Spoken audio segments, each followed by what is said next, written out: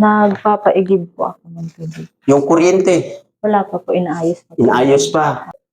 Bachelor of Physical Isang Education. mapagpalang araw mga kalingap, mga kababayan, at ayan, nandito tayo sa tiyahin ni Glyza. At alamin natin kung nandito pa. Kung wala naman, ay pupunta natin doon sa Pilar. Kaya mga kalingap, mga kababayan, tara, antabayan na natin at kumustahin natin si Glyza kung nandito nga. And let's go.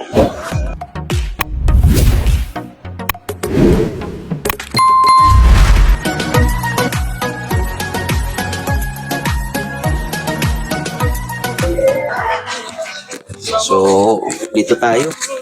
May tugtog pa, pero okay lang yan. Ano po, Nay? Idaan po.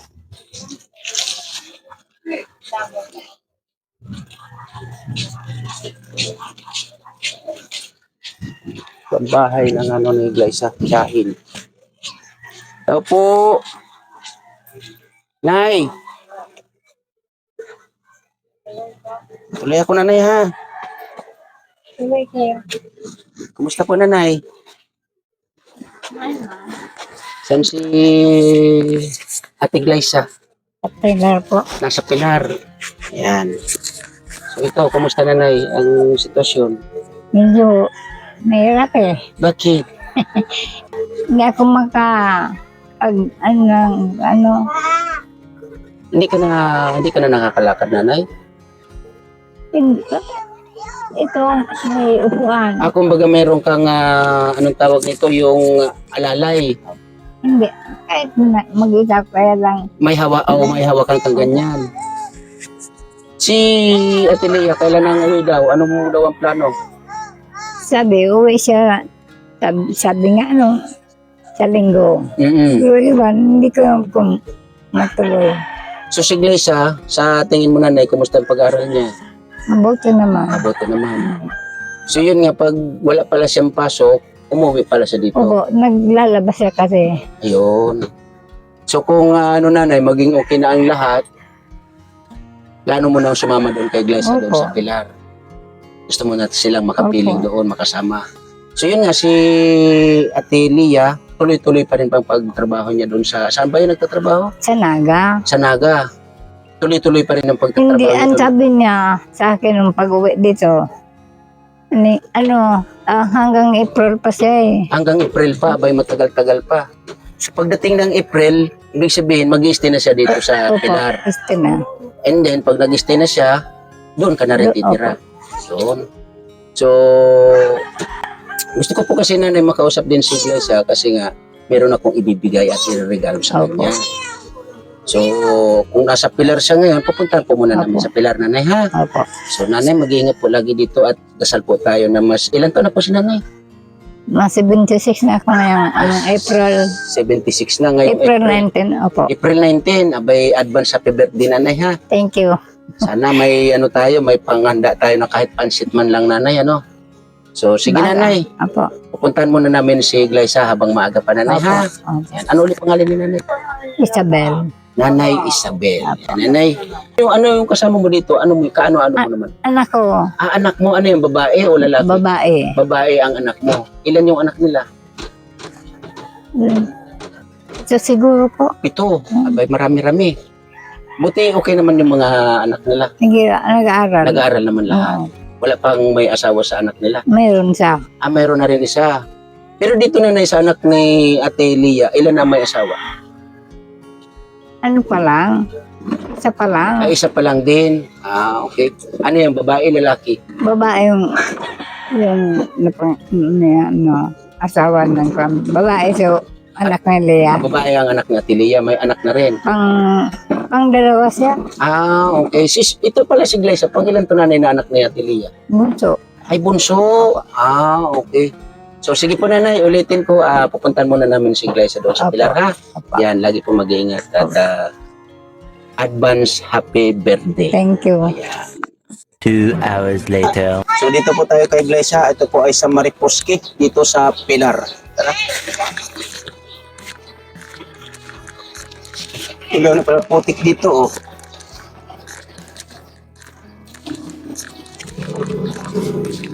Sana pinasok na lang dito yung service natin.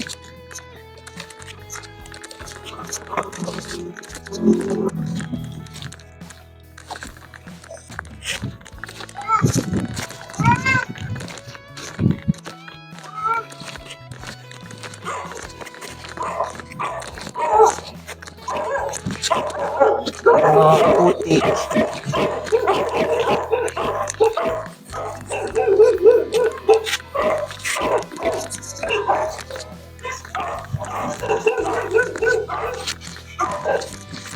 Ayun, may bago ba dito ah.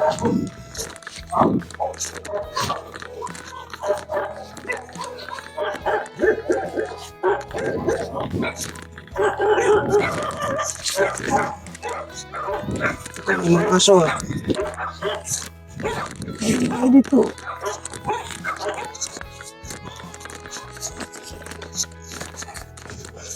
Oh.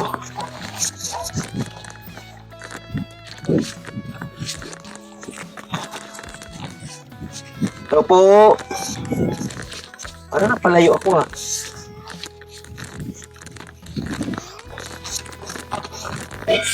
Lesa. Lesa. Kumusta? Oh, malinis, parang malinis dito ah. Parang malinis dito. Mga kalingap, mga kaibigan. Oh, yung sa likod. Ay ate.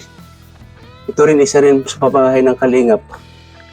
Yung nakatira doon sa simenteryo. So malinis oh. Dami tinanggal na damo oh.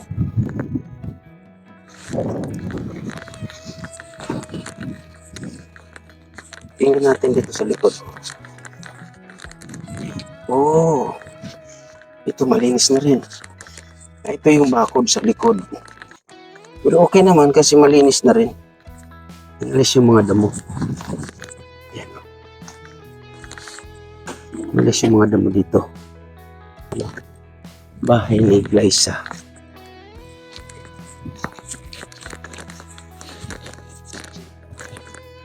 So wala pa talagang kuryente, no? Ayan, oh. Hinihintay pa yung ano sa kuryente.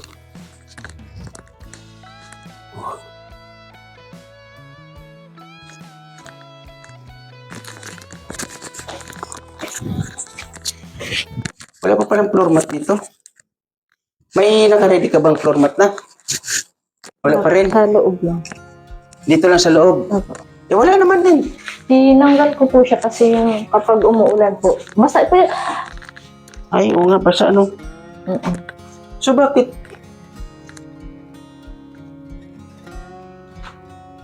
So ito pala may tubig. Oh. So saan ang gagaling yung tubig niya? Sa labas po, dyan po sa may ano po.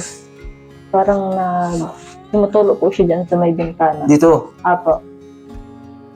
So sa palagay mo ano yung problema dyan? Bakit yan tumutulo?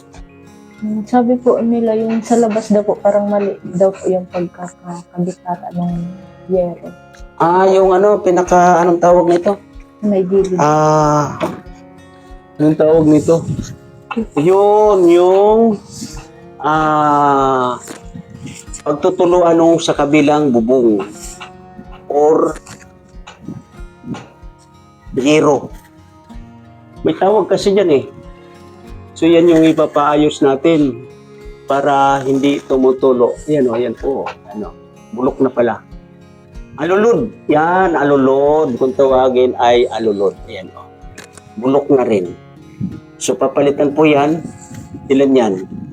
1, 2, 3 alulod. Yan, 3 alulod ang ipapalit niyan para hindi na nga naman tutulo dito pag umulan. So diretso pala yan dito sa bintana. Pero ito Glyza, yung ano mo na yon, yung itong sa sahig mo na yan, may flooring yan. No, may anong tawag nun? Floor mat. Meron po, kasi tinanggal ko. Tinanggal mo lang. Ah, okay. So saan ka natutulog? Diyan po, tinanggal ko po siya kasi nga po nung dumaan po yung bagyo. Eh paano to yung katre nakatayo? Ay, tinutumba mo lang pag ano, Apo, matutulog ka. hindi po, kapag maulan po, tapos kapag umuwi po ako sa Dunsol, ginaganyan ko po. Ah, okay. So, anong oras ka dumating dito? Kasi pumunta ko doon sa kila lola mo, doon sa, ano ba, tita mo. Apo. Wala ka na doon, nandito ka na daw. Ay, umaga mga 6. Ayun, maaga ka pala, Okay, kaya pala hindi pala tayo nagpangita doon. So, ibig sabihin, nung umuwi ka doon sa Donsol, iniligpit mo lang muna yan. Apo, kasi nga po yung bagyo nga daw po. Tapos, ang magkakabit yan or magbabalik, ikaw din. Apo, Ako, grabe naman. Buti kaya mo. magaan naman po yun. Ito kasi medyo mabigat to eh. Apo. Kaya naman po. So, yun po, Ate Dirolan, maraming salamat po, no? At ayun nga, yung Katrin ni Glyza ay napakatibay po. Yun nga lang, ngayon mga kalingap, mga kaibigan, ay kailangan natin may pakumpuni muli yung yung sinasabi ko, yung alulod. So, 3 po yan na alulod. Yan po ay 320 ang isa. O, 320 po ang isa niyan. So, nangangailan po ako ng 1,000 para dyan. Para may pakabit yan. And siyempre, magbabayad din tayo sa pagkakabit. O, kasi kailangan ko nang may kabit yan ng maayos na pagkakabit po, no? Kasi yung pagkabit niya na yun, tapos pa rin. Diba? So, ngayon, kailangan natin ng makabitan yan or mabaguhan na yung alulod na yan para hindi na dumadaloy dito yung tubig. Yan. Dumadaloy kasi yan dito, oh. Ito po ay bintana na, oh. So, yan, may tubig, oh. So, may dala ako dito, Glyza.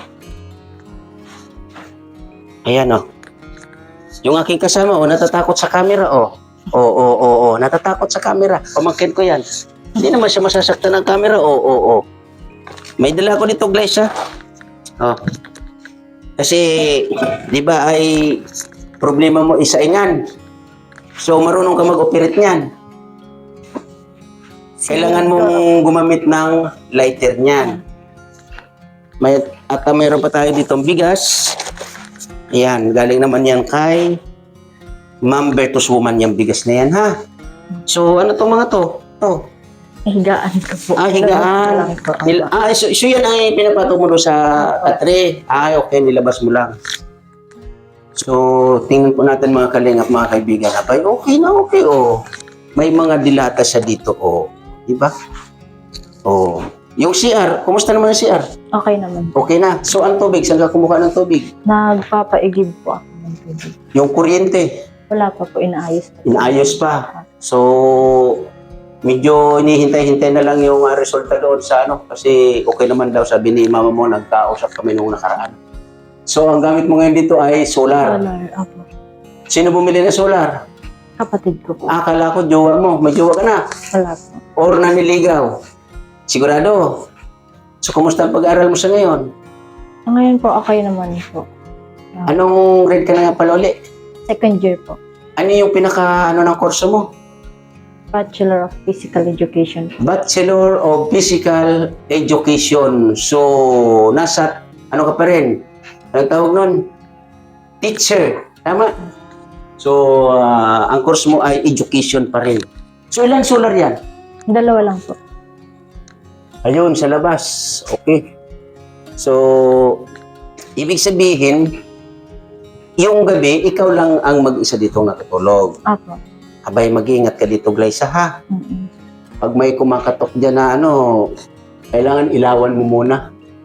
So, yun po, nakaready na pala yung talaga dito. Yan, makikita nyo po mga kalingap, mga kaibigan, ay naka-install na yung mga pagkakabitan or ng kuryente, no? Yan, mahusay yung gumawa nito.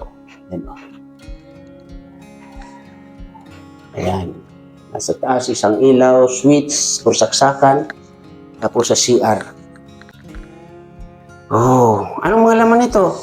Tubig po. Tubig. Nag-i-stock ka ng tubig. Apo. Saan ka bumibili ng tubig? Pinapaigib ko. Sa, kapitbahay po. Kila Ate Irene, nagpapatulong po ako. ano yan? Binabayaran mo sila? Ayun. Mag-boyfriend ka na. Pag-igib lang ng tubig. Tapos pag okay na, may tubig na kayo, hiwala yan. Pwede naman yun, di ba? So, ang pag-aaral mo ngayon ay okay na okay? Walang sagabal? Wala pa naman Sa tingin ko po sa ngayon, guys, medyo nag-blooming ka. Hindi mo na katulad nung muna doon ka sa Dunsol nag-stay. Ngayon patangkad po to, mga kalingap, mga kaibigan. Ano nga palang height mo? Hindi ko na po alam na ngayon. Hindi mo pa ano yung height mo. So, gumanda po si Glyce sa mga kalingap, mga kaibigan. Kung titingnan ninyo, no? Nag-blooming siya ngayon na nandito na siya sa kanyang munting tahanan na napakaganda po. Ito po ay mula kay Kuya Bal Santos Matubang. At salamat po no, sa mga nag-sponsor po dito na ito nga ay pangatlong nabigyan na ang una ay nagkaroon ng problema, pangalawa nagkaroon ng problema at ito nga natuloy dito kay Glyce Sana. Isa sa scout po natin sa Dunsol, Sursugo na sa ngayon po ay nag-aaral dito sa Pilar, no? So, Glyce, lagi ka mag-ingat dito, ha? Dasal lang na maging okay na yung kuryente. Ano bang plano ni mama mo doon sa tubig? Magpapakabit din kayo? Sabi niya po, pagkatapos daw po ng kuryente. So, gano'n na lang, ha? So, yun po, no, mga kalingap, mga kaibigan, na nag-provide po ng kuryente dito or magpapaano ng kuryente dito ay yung mama na ni Glyza, na si Ate Lia Monida. Na ginastosan nito ng almost almost kulang-kulang 20,000 na po yung sa kuryente lamang. Kasi napakalayo ng, ano ba yun, yung pagkakabitan dito, no? Napakalayo. Doon po sa tinatawag na drop wire na lakihan. Umabot yata ng nasa 10,000 mahigit sa drop wire lang. O malayo kasi mga kalingap, mga kaibigan dito. So pagkakaalam ko ay doon kinuha ang drop wire or doon kukunin sa area na yon, doon pa kukunin ang drop wire. Malayo talaga. So yun nga, no? Ay okay na. So yun po ang naging problema natin, yung doon sa tumutulo na pasok doon sa kanyang kwarto yung tubig. Yan yan. Yan po ang problema. So yun po ang kailangan ko ngayon. Sana po nandiyan po kayo para may pakumpuni natin yan. Kasi po ay kukuha tayo na magkukumpuni niyaan para maging maayos po yan. O yung maayos na magkukumpuni, ang kukunin natin yan para as in din na po dyan tutulog, no? So balik tayo dito kay Glyza. So Glyza, lagi ka ulitin ko, lagi ka mag-ingat dito, ha?